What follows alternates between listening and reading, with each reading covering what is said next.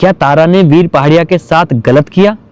क्या जो वीर पहाड़िया के साथ हुआ उससे बुरा किसी लड़के के साथ और कुछ बुरा हो सकता था? अगर यह सब उल्टा होता, मतलब मान लो अगर वीर पहाड़िया स्टेज पर होते और उसके साथ कोई लड़की खड़ी होती और उनके साथ हंस रहे होते, गले लग रहे होते, किस कर रहे होते और तारा नीचे ऑडियंस में खड़ी होती, क्या वीर पहाड़िया को जो दुनिया की 5 मिनट के अंदर घटिया बॉयफ्रेंड, गंदा लड़का और न जाने क्या क्या बोलते? लड़कों को की तो वैसे ही घटिया बोला जाता है। ये वो 2 सवाल हैं जो तारा एपी डलन के वीडियो के वायरल होने के बाद वीर पहाड़िया को देखकर सोशल मीडिया ने उठाए भरे पड़े। आप एक्स से लेकर इंस्टा, फेसबुक कहीं जाए, वीडियो और इसको लेकर लोगों की राय बहुत अलग अलग है, कॉमन है। लेकिन हमें लगा सवालों को थोड़ा आगे बढ़ाते हैं, कुछ और सवाल ऐड करते हैं और आपको 2 क्लिप दिखाते हैं। जिस क्लिप में बहुत पहले एक पुरानी वीडियो है, बहुत पुरानी मूवी है, उसमें ये सीन अब से बहुत पहले हो चुका है और जो आज का ये रियल हो चुका है। जैसे कि इन वीडियोज के देखने के बाद में कुछ और सवाल ऐड करते हैं, ऐसे सवाल जो ऐड करते हैं कि क्या ये मान लेना कि तारा जो एक्टर्स हैं उनकी मंशा गलत थी? क्या हम और आप कुछ जल्दबाजी नहीं कर रहे?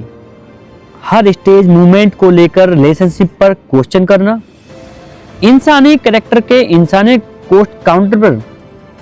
कैरेक्टर पर क्वेश्चन करना। हालांकि इनमें सब काउंटर कलेक्शन वैलिड हैं जो आप में से हम कुछ लोग कर सकते हैं कि सर आपकी गर्लफ्रेंड ने ऐसा किया होता किसी स्टेज पर जाकर, तो फिर आप वहां पे खड़े होते, आप क्या सोचते?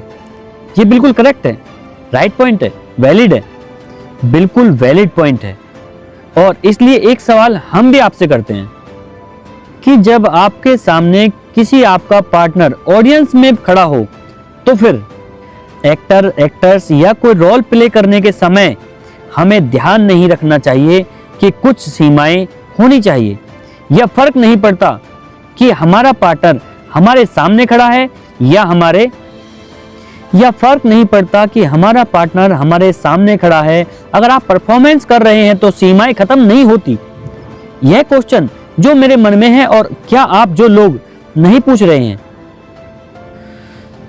तो ये कि क्या एपी डलन पर सवाल नहीं उठने चाहिए? मतलब अगर आप तारा को लेकर क्वेश्चन कर रहे हैं तो फिर आप वीर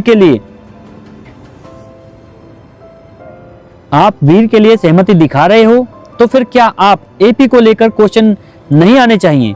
क्योंकि वो भी जानते थे कि तारा कमिटेड है, उनका पार्टनर सामने खड़ा है। आई एम श्योर जो सवाल आप पूछ रहे हैं उनको लेकर पूछा जा सकता है कि आप उनके पार्टनर के साथ यह सब होता क्या वो बर्दाश्त करते? क्योंकि सोशल मीडिया पर जो मच रहा है, जो मंच पर होता है वो ताकतवर होता है, वो ताकत देखता है, लेकिन जो नीचे खड़ा होता है वो रिश्ता महसूस करता है। ये सारे सवाल जो आज एक कपल पर नहीं है, उस वायरल वीडियो पर नहीं है, ये आज एक्चुअली डबल स्टैंड पर आ गए हैं, जो शायद रिश्तों को बराबरी से नहीं दिखाता है। और हमें लगा कि आज जब सवाल उठ ही रहे हैं तो फिर आगे बढ़ाया जाए, क्योंकि सिचुएशन के आधार पर नियम तो नहीं बदलते ना, सही जो है वो सही, गलत तो जो है आप जो नहीं जानते वो अभी भी महसूस लोग करते हैं, इंटरनेट से गायब हैं और सिर्फ हमको फॉलो करते हैं।